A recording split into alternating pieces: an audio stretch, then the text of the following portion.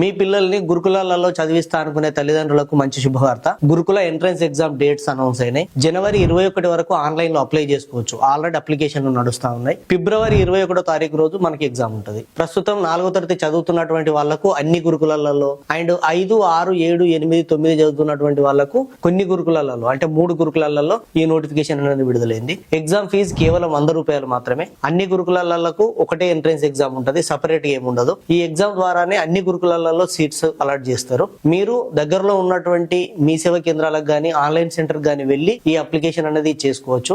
Application చేసుకునేందుకు ఫోటోతో పాటు కులం certificate, income certificate, Aadhaar card ఉంటే సరిపోతుంది.